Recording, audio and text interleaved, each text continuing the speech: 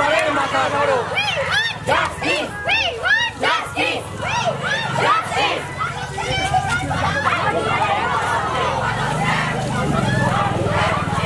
জবাব দাও। জবাব দাও। এক দাবি এক। মুখ্যমন্ত্রী পদত্যাগ। মুখ্যমন্ত্রী পদত্যাগ। দিতে হবে, দিতে হবে। দিতে হবে, দিতে হবে। ধর্ষকদের চামড়া। ধর্ষকদের চামড়া।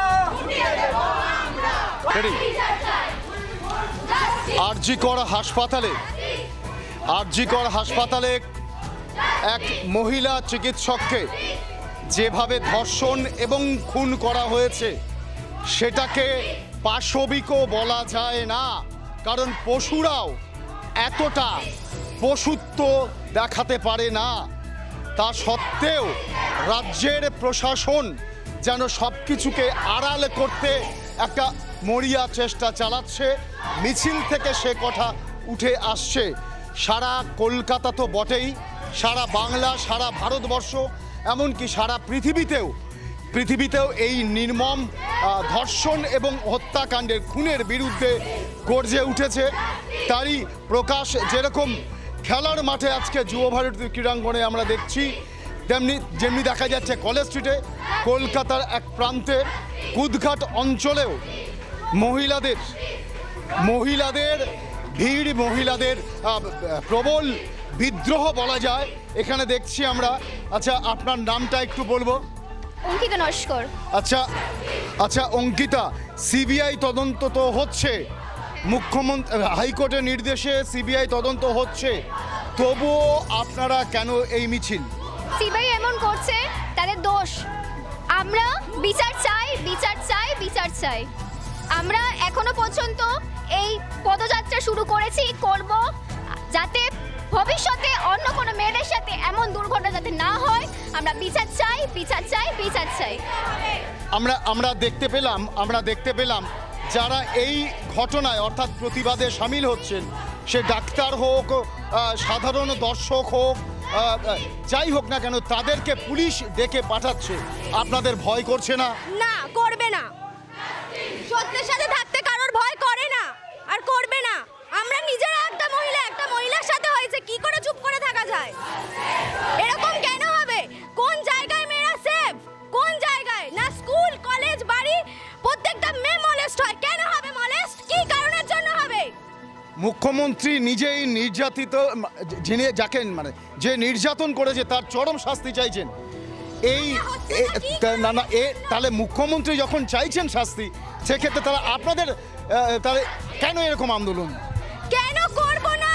উনি কি করে বিচার করছে? একটা মেয়ের দাম 10 লক্ষ টাকা হতে পারে না এরকম কিছু। মুখ্যমন্ত্রী নিজে নির্যাতিতার বাবা মাকে ফোন করেছেন, খবর নিয়েছেন, বলেছেন যিনি নির্যাতন করেছেন তার উপযুক্ত আইনি শাস্তিটা দিচ্ছে না। কি কারণের জন্য? শাস্তিটা চাই, দিতে হবে শাস্তি ওনাকে। কি কারণে উনি পালিয়ে বাঁচছে? কি করে বাঁচতে পারছে? যদি কোনোভাবে প্রশাসন ওনাকে সাহায্য না করে, কি করে উনি বাঁচতে পারছে? এরকম ভাবে তো বাঁচতে পারে না।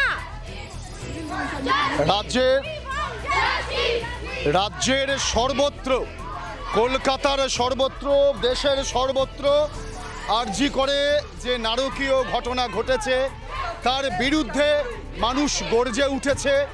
কুদঘাট অঞ্চলে অগণিত সাধারণ মানুষ বলছেন, যারা কোনোদিন মিছিলে আসেনি তারা পর্যন্ত নির্যাতিতার পক্ষে দাঁড়িয়ে তারা বিচার চাইছেন। আমি আপনার কাছে একটু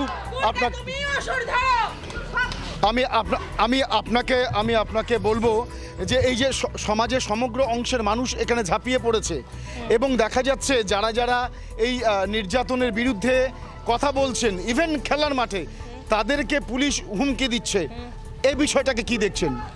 আমি তো একটাই জিনিস দেখতে পাচ্ছি, সেটা হচ্ছে ইটস আউট অফ ডেমোক্রেসি। কোনো ডেমোক্রেসি বলে কিছু নেই এখানে। একাধিক লোক থাকার দরকার ছিল যে ভাবনা চিন্তায়, সেখানে একটা মানুষ ডিসিশন নিচ্ছে সবার হয়ে, হুইচ ইজ রং। ভালো মন্দ ঠিক ভুল বিচার চলে যাচ্ছে জীবন থেকে, একটা নিশ্চিন্তভাবে চলা ভুলে যাচ্ছে মানুষ। নিশ্চিন্তভাবে চলতে চাই আমরা, এর বেশি কিছু চাহিদা নেই। যে কোনো মোমেন্টে যে কোনো অবস্থায় আমরা স্বাধীনভাবে বেরোতে চাই। That's all we want. Justice for RG Kar. এখানে অগণিত মানুষ। আপনি এর আগে কোনোদিন মিছিলে এভাবে হেঁটেছেন? রাত্রিবেলায় 14 তারিখ রাত্রিবেলায় হেঁটেছি। ঘর থেকে মহিলারা বেরিয়ে আসছেন যারা কোনোদিন মিছিলে যাননি, তো এইটুকু বাচ্চা থেকে বয়স্ক মানুষ সবাই ছিল সেদিন। ওই মিছিলে আমি কল্পনাও করিনি করুণাময়ের ওই মিছিলে অত ভিড় হতে পারে। আমার চোখে জল চলে এসেছিল ওই মিছিল দেখে। এবং আজকে দুপুরবেলাও শুয়ে পড়েছিলাম, কিন্তু নিজের কাছে নিজের গিল্ট ফিল হচ্ছিল যে আমি যদি শুয়ে পড়ি তাহলে আমি পরবর্তী জেনারেশনকে কি উত্তর দেবো। আমি দুপুরে শুয়েছিলাম জেনেও যে আজকে আমার পাড়ায় একটা মিছিল হচ্ছে। তো যারা বসে আছেন, যারা আশপাশে দাঁড়িয়ে আছেন, প্রত্যেক দিন 5 জন হলেও বেরিয়ে মিছিল করুন। That all we want. We want justice, that's all. এই প্রতিবাদের একেবারে সামনে মেয়েরা, রবীন্দ্রনাথ এক জায়গায় বলেছেন যে নারীকে আপন ভাগ্য জয় করিবার কেন নাহি দিবে অধিকার। এখানে আপনাদের মতন বাংলার মেয়েরা কি মানে নারীর ভাগ্য জয় করার জন্য বেরিয়েছেন, নাকি বাংলার ভাগ্য জয় করার একটা উদগ্র বাসনা নিয়ে বেরিয়েছেন? আমি নারী বাংলা জানি না, আমি শুধু একটা জিনিস জানি, প্রত্যেকটা মেয়ের জীবনে একটা সঠিক পুরুষ লাগে, প্রত্যেকটা পুরুষের জীবনে একটা সঠিক নারী লাগে। সবাই একসাথে আমরা এগোতে পারবো, যাতে সোজাভাবে স্বাধীনভাবে জীবনযাপন করতে পারবো। সেটা বাংলার উন্নতি, দেশের উন্নতি আমি সেভাবে বলতে পারবো না। না, আমি জানি মানুষ আজকে স্বাধীন নেই। স্বাধীনতাটা খুব ইম্পর্টেন্ট। স্বাধীনতার অর্থ বদলে যাচ্ছে। We want Justice! We want Justice! অবিলম্বে সকল দোষীদের শাস্তি দিতে হবে।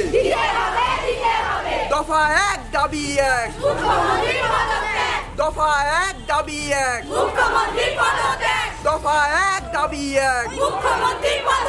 নির্যাতিতার পক্ষে দাঁড়িয়ে কলকাতা শহরের আনাচে কানাচে থেকে শুরু করে রাজপথে সর্বত্র বিদ্রোহ, যে উই ওয়ান্ট জাস্টিস। সমাজের সর্বস্তরের মানুষ সেখানে এগিয়ে এসেছেন। আচ্ছা, এই যে আমরা দেখছি সমাজের সর্বস্তরের মানুষরা এগিয়ে এসেছেন, এখানে কোনো ভেদাভেদ নেই।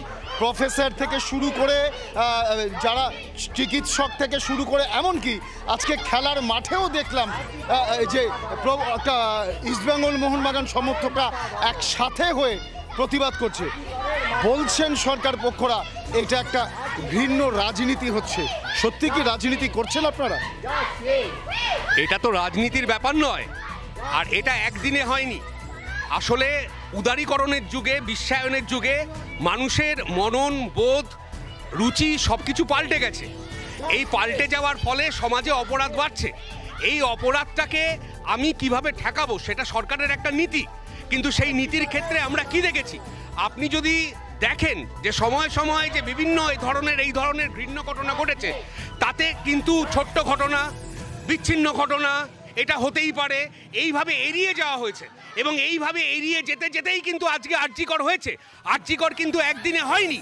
সরকার তার মনোভাব বদলাতে হবে। সরকারে যেই থাকুক না কেন, সরকারে কে আছে আমাদের দরকার নেই। আমার ঘরে মেয়ে আছে, আমার ঘরে আমার স্ত্রী আছে, আমরা তাদের জন্য রাস্তায় নেমেছি, আমরা কারোর জন্য রাস্তায় নামিনি। আজকের এই মিছিল নাগরিক সমাজের মিছিল। আমাদের যেটা বক্তব্য, দীর্ঘদিন ধরে শুধুমাত্র এখানে নয়, আপনি সারা ভারতবর্ষে দেখুন, উন্নাওতে কি হলো, উত্তরপ্রদেশে কি হয়েছে, আপনি যদি দেখেন তাহলে দেখবেন নারী নির্যাতনটা খুব একটা বড় ইস্যু হয় না ভারতবর্ষের বুকে। দুদিন পরে মানুষ ভুলে যায়, কিন্তু আজ বাংলার মানুষ রাস্তায় নেমেছে। আজ ইস্টবেঙ্গল মোহনবাগান মোহামেডান এক হয়েছে। আজ জাতি ধর্ম সবাই একত্রিত হয়েছে, যাতে এই নারী নির্যাতনকে আমরা দূর করতে পারি, এই অসুখটাকে আমরা দূর করতে পারি। এখানে কোনো রাজনীতি নেই। এই খাকে যারা রাজনীতি বলছেন তারা রাজনীতি করছেন। আমি একটা কথা বলছি, শাসক দলের মুখপাত্র তাকে বরখাস্ত করা হয়েছে এই নির্যাতনের বিরুদ্ধে তিনি মত দিয়েছেন বলে। এমনকি শাসক দলের রাজ্যসভার এক সদস্য তাকেও ডেকে পাঠিয়েছে পুলিশ।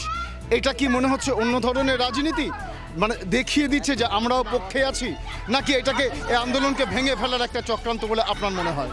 দেখুন, দীর্ঘদিন ধরে তো আমরা দেখে আসছি যে বিভিন্ন ইস্যু, সন্দেশখালী থেকে আরম্ভ করে বিভিন্ন ইস্যুকে কিভাবে ধামাচাপা দেওয়ার চেষ্টা হয়েছে বিভিন্ন নাটক করে।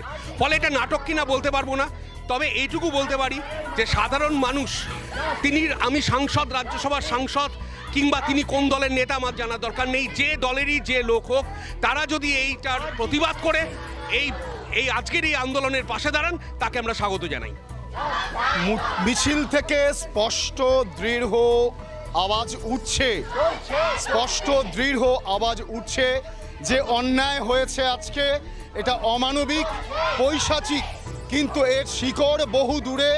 অনেক দিন আগে থেকে যদি এই যে কামদুনির কথা তুললেন, অনেকদিন পার্ক স্ট্রিট, এইগুলো যদি অনেক দিন আগে থেকে সঠিক পদক্ষেপ নেওয়া হতো, তাহলে বোধহয় এটা মহীরুহে পরিণত হতো না। সমাজের মধ্যে এই নির্যাতন এর বিরুদ্ধে প্রবল ঢেউ, প্রবল প্রতিবাদ উঠে আসছে, প্রবল প্রতিবাদ উঠে আসছে। এই মিছিল যেন তারই একটা প্রতিধ্বনি। ক্যামেরায় বিশালের সাথে শঙ্কর সাহা, ডিবি নিউজ, কলকাতা।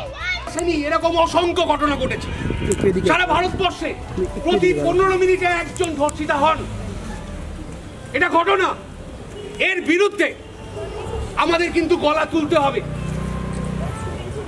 আজকের এই যে পরিস্থিতি, আরজি করের যে ঘটনা, আরজি করে যিনি নির্যাতিতা, তিনি কেবলমাত্র ডাক্তার নন, তিনি একজন ছাত্রী, এবং তিনি তার যে কলেজে পড়েন সেই কলেজে নির্যাতিতা হয়েছেন, এটা আরো গুরুত্বপূর্ণ। আর সেখানে দাঁড়িয়ে আমরা বর্তমানে দেখতে পাচ্ছি চিত্রনাট্য তৈরি করা হচ্ছে, দোষীদের আড়াল করার চেষ্টা করা হচ্ছে, নির্দোষীকে যারা প্রতিবাদ করছে তাদের কণ্ঠরোধ করার চেষ্টা হচ্ছে, ধরে নিয়ে যাওয়া হচ্ছে যারা প্রতিবাদ করছে তাদের। কিন্তু একটা কথা ইতিহাস আমাদের বলে, সাম্প্রতিককালীন ইতিহাসও দেখেছেন, যে সাধারণ মানুষ যখন গর্জে ওঠে তখন কিন্তু প্রতিবাদকে থামানো যায় না।